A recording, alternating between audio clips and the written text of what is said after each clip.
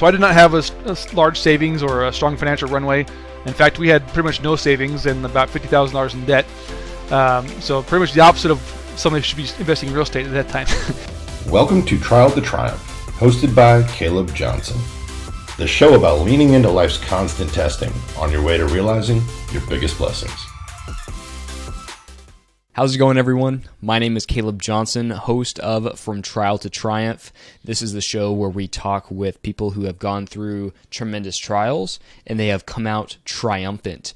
And if we talk about something that you might not be able to relate to, let's just say it's real estate and you don't have any real estate experience or don't have an interest in that, that's okay. Don't leave yet.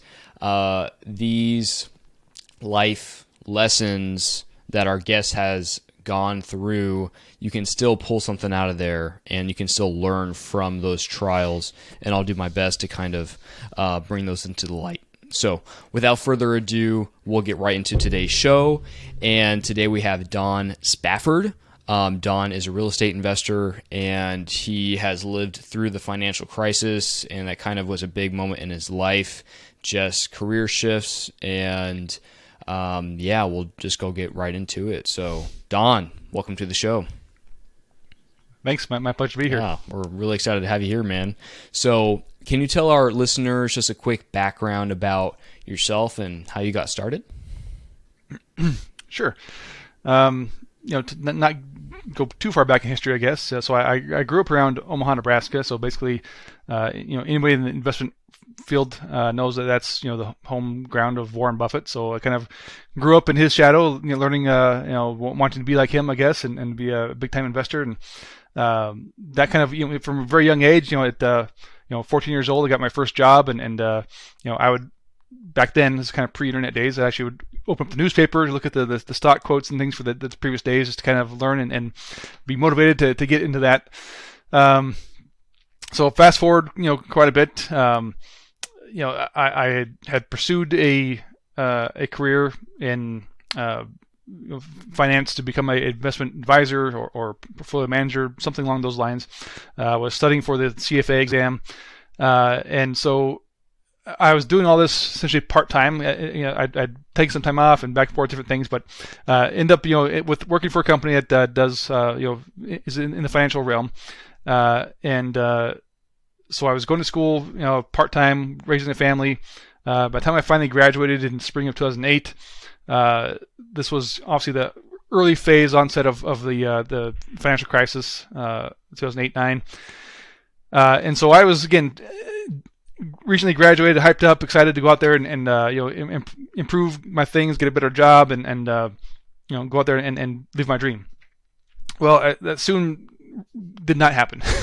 The company I worked for, in fact, was going to create a hybrid position for me that involved some portfolio management and some other things. And by late that year, they were like, "Yeah, we can't justify creating a position we don't need for laying people off." And so I kind of just, and again, looking for other jobs elsewhere. Everybody's getting laid off. Some of these big companies are going out of business. So I kind of felt like, okay, well, what am I going to do here? There's really nowhere I can go. I should at least, nothing else, stay where I'm at. My job is secure at least. Not any fear of being laid off or let go, because at that point I'd already been there, I don't know, like 6 or 7 years or so. So I just figured I'd stay there, at least have a job, and be happy for that. So just so I understand, so you were going to pursue that next job, but you were already at a job while you were going to school. Is that right? Yes, okay. Correct. Okay, I got you. Sorry to interrupt. Go ahead, man. Yeah. No problem. And so I was looking for jobs and see there's nothing really out there. So the only anything related to finance that I could find was all like accounting positions. So I decided, why fight against it? In fact, I was even planning to go on and pursue a master's degree in finance, but I was like, well, what's that going to do me if there's no jobs we had anyway?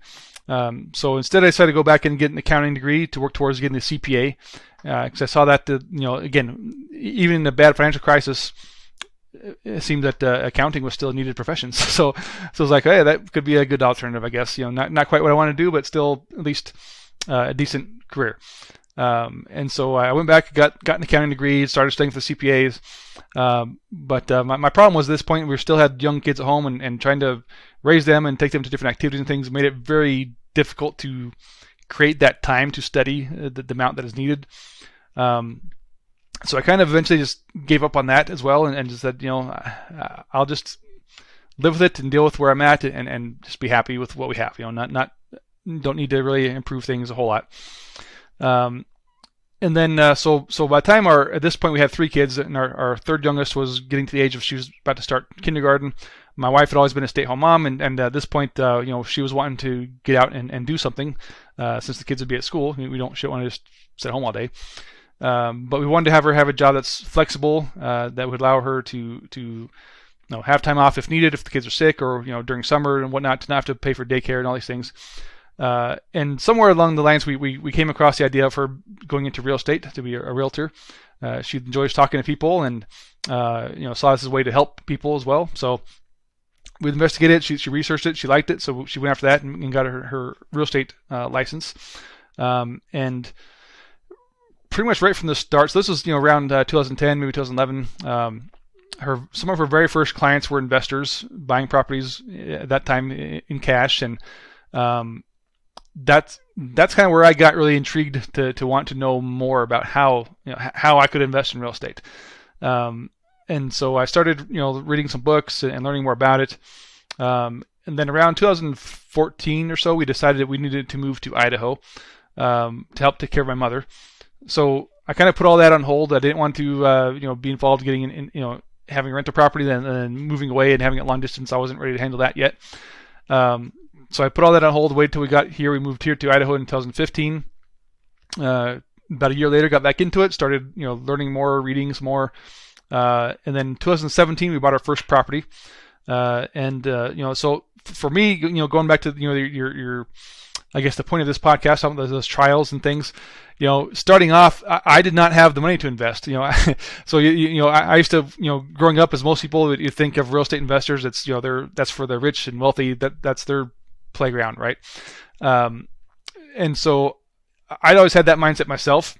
But once I got more into it, I realized, okay, it's maybe not the case, but you still need a considerable amount of money to start with. Usually, there are ways you can get into it without money, which we can talk about some of that later. But so I did not have a large savings or a strong financial runway. In fact, we had pretty much no savings and about $50,000 in debt. So pretty much the opposite of somebody who should be investing in real estate at that time. But for me, I saw what I saw in real estate investing was the best solution to my problem. I could possibly go out and get a second job if I had to earn more money to pay off these debts, or try to get a better job, which there wasn't much prospects for that really. And so we kind of looked at it as, okay, my best option here, my thoughts on this, of course, were to create additional passive income streams through real estate, as also something that will increase in value over time. So I put that focus on there, and I essentially borrowed from my 401k for this down payment on this property. And luckily for me, it worked out. Of course, I had that fear of what if this blows up in my face? It doesn't work at all. Then I'd be in a really worse position. But I saw it as a risk that I had to take, and it was a calculated risk. I did the full analysis and everything, and I saw this property should cash flow and should work out well, as long as I don't screw it up. And so, I took that leap of faith and got started in 2017. We bought that first property, and honestly, from there, that was like the transition point of opening up huge opportunities and possibilities for me going forward. So I borrowed for that 401k and bought that property and started cash flowing from it beginning. Not a whole lot, but at least something, enough to pay back that 401k loan and a little bit extra. I tried to not touch that cash flow at all at first. I didn't want to use that to live off of and still be in the same position I was in. So I kind of let that build up on its own in an account, and then over time use that cash flow to buy more properties to create more cash flow. So now 5 years later, after starting that very first property, essentially having zero or maybe a negative net worth, even, I don't know.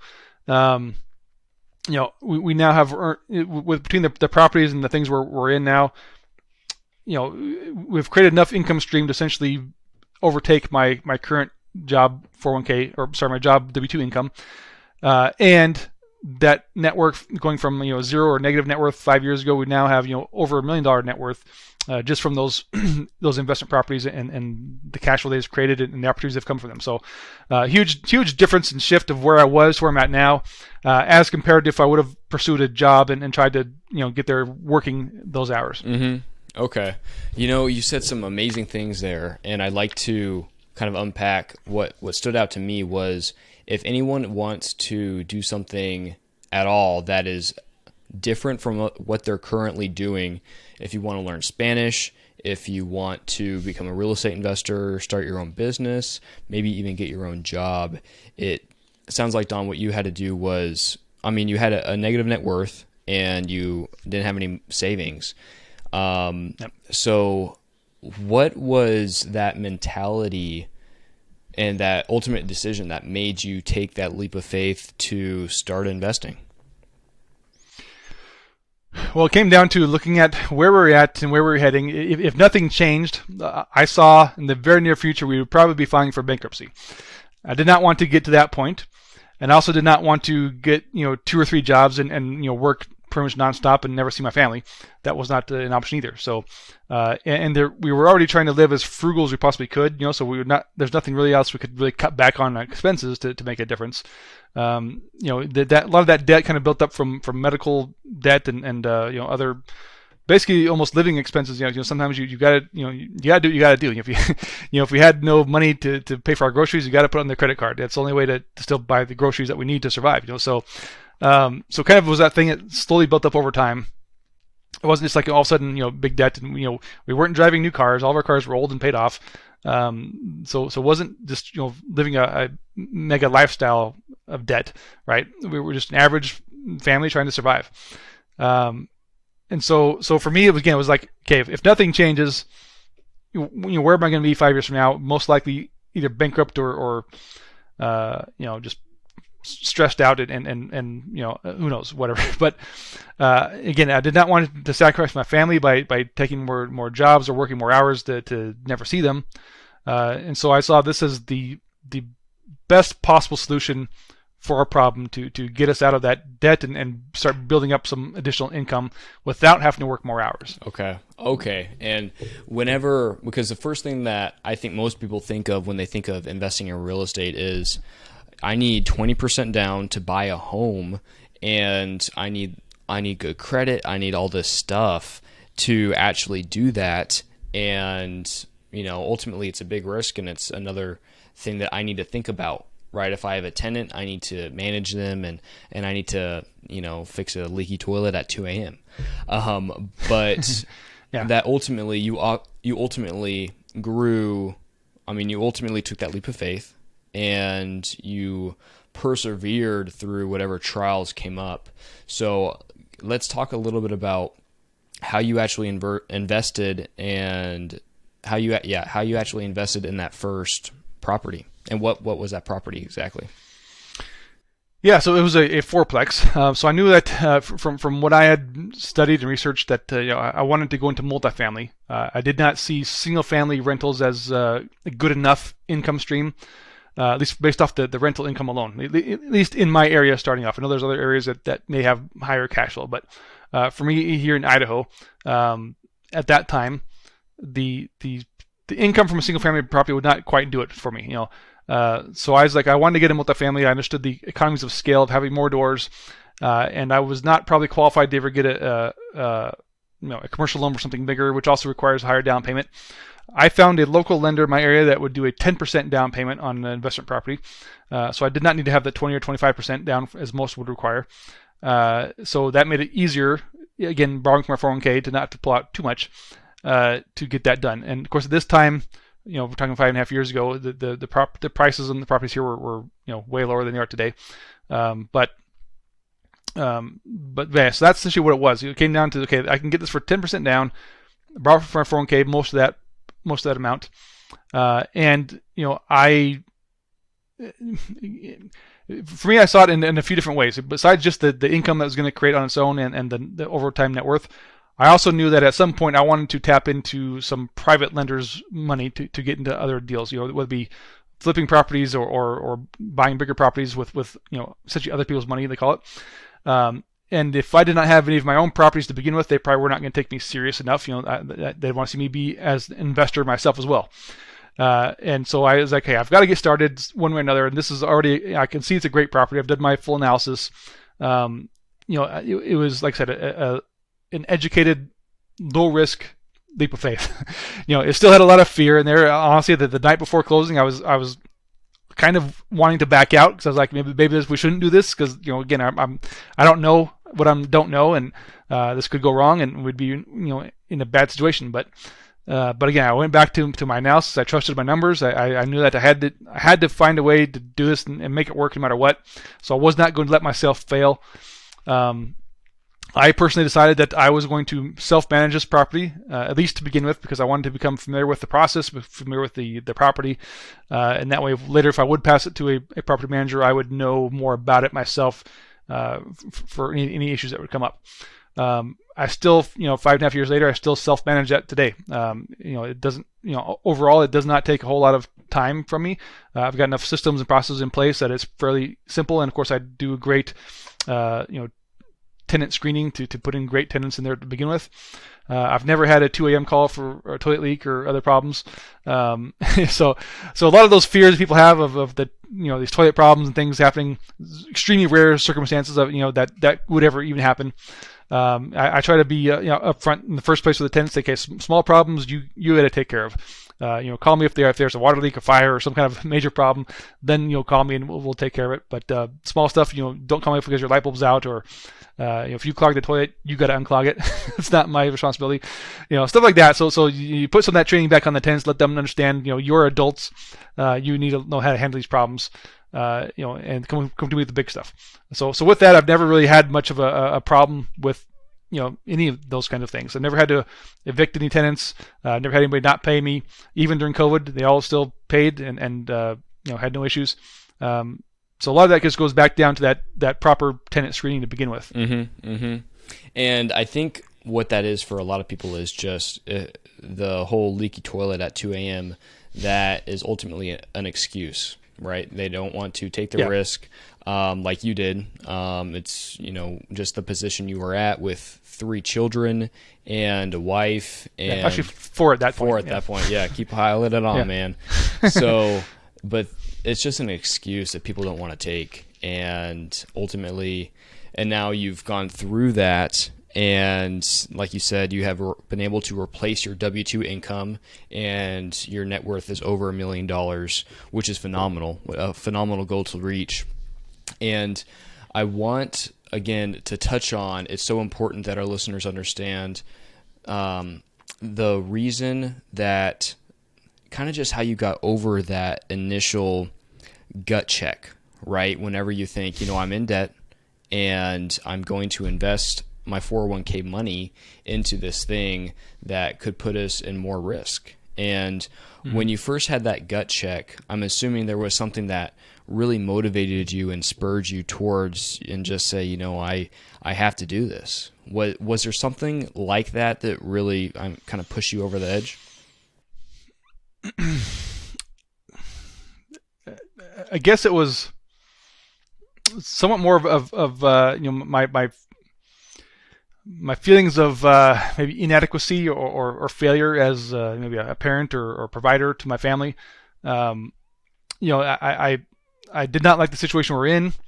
Not that I felt that it was necessarily my fault we got there, but just circumstances in life happen. Like I said, it was a lot of that was medical debt and things that had just come up, and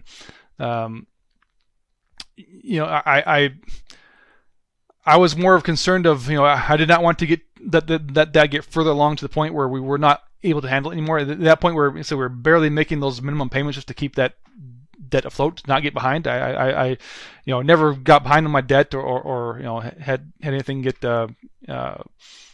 foreclosed or get sent to collections or anything like that. We always paid our debts on time. The problem is those debts keep adding up from interest and other things. So again, it was just me of more of that fear of if it continues where we're going, that's eventually going to get to the point where we're not able to keep paying those minimum debts, those minimum payments, and it was just going to keep snowballing. And I've just felt horrible. And already at that point, maybe not too long before that, I felt bad enough that my daughter wanted to join the band, and I totally couldn't afford to pay the instrument. So that made me just feel horrible that I'm depriving my child of something that she wants to do and pursue this talent maybe, and we're not able to do it because I could not justify that expense. It would just, if we found a way to pay it, we would just essentially create more debt. And I just saw that just becoming a worse situation. So I had to unfortunately tell her no at the time, and I still feel horrible about it today. Yeah, wow. I want all the listeners to understand, whenever you have a why that your kids' parents, for me it was my mom. That's the reason I got into real estate, was because she would come home from work after she had bilateral knee replacements after 3 months, and she would be in tears because of the pain. But she couldn't take more time off and heal because she just couldn't afford to live off her savings. And it could almost bring me to tears thinking about that for me and that why. Mm-hmm. And I think whenever you find that why that brings you to tears, and it can really, it almost pisses you off, and says, dude, I don't care, and that's obviously a big moment for you, your daughter's band. I mean, that I'm sure she has all the band instruments now or whatever she wants, that's awesome, brother. I appreciate you sharing that. Yeah, and that was, again, that was only part of it. Since you mentioned your mom, like I said, we moved to Idaho to help take care of my mom. That was also a part of it as well. At that point, so my mother had MS, and it was advancing considerably. We knew at some point in the future she was going to need to go to full-time medical care for her, and she did not have the savings or any kind of thing to pay for that either. So I also saw that as a second why reason was like at some point, we want to be in the position to be able to help pay for that need for her down the road. Mm-hmm. Yeah, that's huge, man. So let's kind of talk about where you are today. Just, now you've obviously scaled more, and let's just talk a little bit about what you have going on now. And I think you're doing a lot of work with RV and RV parks. And so what are you doing on that front? Yeah, so about maybe a year and a half ago, I made a shift, I guess, to get more into commercial real estate, and several reasons for that. Besides just the scalability and the opportunities to create more value in the property than you can with residential property. So I first got into some build-to-rent properties. I joined up with a group that does some development, and we've got some very large-scale build-to-rent communities going on.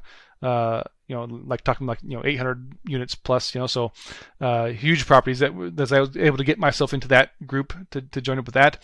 And then I also got into again going back to my upbringing, maybe my mindset even from 6-7 years ago, before what got me motivated to get into real estate was trying to find the best returns possible. Again, starting from that starting point where I really had nothing to invest. I wanted to get the best return I could possibly get for that money to make sure I didn't miss out or choose a say not as good investment. So I still seek for those high return opportunities, and that's what led me now to these RV resort campgrounds. I of course was actually searching for multifamily, either to buy as the property itself, to syndicate it, or even just to invest as an LP investor into some multifamily syndications. But the returns just for me were not good enough in the last couple of years. From everything I saw, I was like, they're okay, but not great. I still not having a whole lot of money to invest directly. I was like, I want to still get the best bang for my buck. I don't want to have some say investor remorse and put my money into something, have it tied up, and then a month later something better come along and wish I didn't get that other thing. So I searching and researching and networking and talking to people. I eventually, actually about a year ago, heard on a podcast, similar to this one, somebody talking about investing in campgrounds. Where I now live in eastern Idaho, we're maybe like an hour and a half, 2 hours from Yellowstone. It's a very big camping area, of course. And so I saw that there was opportunity in that. I was like, okay, that could be something here that people are missing.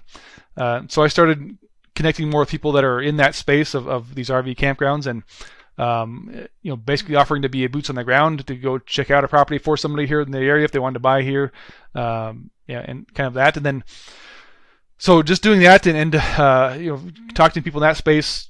Again, also trying to find partners overall. And anyway, I was trying to find some great partners I could do something with, and I met a couple guys based out of Denver who had just closed on their first RV campground about a year before that, and so we started talking and discussing about where things are headed, and my goals and their goals and what we look to do and the kind of returns we expect, and everything seemed to just align perfectly. The timing was right, and so I joined up with Happy Camper Capital, and that was essentially last November when I officially joined the team. Kind of we've now quickly scaled and built up that team more and closed on more properties, and are quickly becoming a very known name in the RV resort space. Yeah, so and that's kind of was my goal starting off. Was I wanted to help build the brand and help people to when you think of RV resorts, you're going to think of Happy Camper Capital, and possibly hopefully me. So and that's kind of funny too. Going back to a year and a half ago, I was not active on social media at all. You could not find me anywhere. I was not on Facebook. I didn't even have a Facebook account.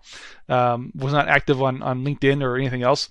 But that was all a conscious decision about a year and a half ago to kind of get out of my comfort zone, get out of my introvertedness, and to force myself to do these hard things to be seen, be active, and be known. Because even before I was in the build to rent stuff, before being involved with Happy Camper Capital, I knew that for people to want to invest with you, they need to know you, like you, and trust you. So the best way you can do that is to be seen, be active on the social media, be active on podcasts and things to be heard and seen, and have people know who you are, and then over time build that trust enough that they'll want to then talk to you about possibly investing. So I made that conscious decision to do that and be active, and now today, of course, I'm very active on all those social media platforms, and that was all based off that starting point like a year and a half ago, just to want to be seen, and now I'm I guess enough considered to be an influencer, I guess, on some of those to have an impact of people that follow, and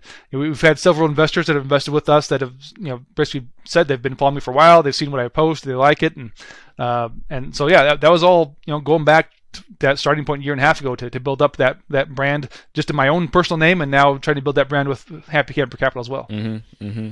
One thing I want the listeners to take away from that is that whenever it's okay. So you first started off in rental properties, right? And you were seeing the times change and just realized you weren't getting, the returns that you really wanted. And if you have worked so hard to get somewhere, you will need to change. It still will be uncomfortable. Yeah. Change is always uncomfortable, but that means it's good for you, right? Most of the time. Yeah. And you still, it's okay to change, and you kind of get into a new space where, it's going to be different, but that's just normal. And you should actually expect that if you want to grow and go somewhere. So, well, Don, I think we'll start wrapping things down, and I just want to ask you 3 quick questions. And the first being, if you can recommend a book to our listeners, what would that be? Man, I've got several I could probably recommend. You can do a couple if you want. Well, so I'd say for me personally, what's probably been the most influence on my life, for me, who I am, my personality, my I guess integrity that I hold very high in all regards. Of course, goes back to my religious beliefs, and so I would highly recommend, probably a more, somewhat unknown or possible controversial book could be the Book of Mormon. I am a member of the Church of Jesus Christ of Latter-day Saints, and it is not a replacement for the Bible. We use it in connection with the Bible, actually. So those that are not familiar with what it really is should definitely find out for themselves what it's about. And then for those just curious about mindset and changing your shift on thought for investing, not just real estate, but anything, finance. A very great book that I highly recommend is called The Richest Man in Babylon. It's a pretty short, easy read, but tons of excellent learning tips and things in there about covering all types of topics. Starting a business, investing, syndications, everything in there. So it's a great book for that. Mm-hmm. Mm-hmm. Yeah, I love that book, and it's really short too. I think you can knock it out in a day. Yeah. So Don, if people want to learn more about you and maybe invest with you, or just get to maybe ask you a question about real estate, where's the best place for them to do that at? So you could obviously easily find me on LinkedIn. I pretty much respond to everybody there if you contact me. You can also go to our website, happycampercapital.com. Go to the About Us tab, and you should see something there about our team. And you'll see my name and picture there. You can click on my bio, read more about me, and there's even a link there to schedule a time with me on my calendar. So you can right there schedule time to talk. Okay, perfect.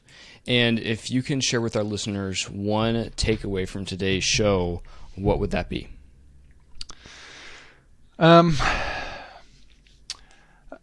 I guess I'd say don't give up. So never feel that there's no way out. That there's usually always a solution for a problem, and sometimes multiple solutions. So don't ever feel that you're in a hopeless situation that you can't solve and change your life. If you are willing to take the risks and the steps involved, like you said, to grow and get out of your comfort zone, you can definitely make a difference in your life. Mm-hmm. That's awesome, man. I love that. Well, Don, I really enjoyed today, and I really appreciate you kind of telling us about your story, and I know it's already impacted me, and so I just want to thank you for being here. Yeah, my pleasure. Thanks. Well, to all the listeners, thank you for tuning in, and we will catch you next time. It's time to grab your victory. Find us on the web at redseacapitalgroup.com and follow us on Instagram and Facebook at Red Sea Capital Group.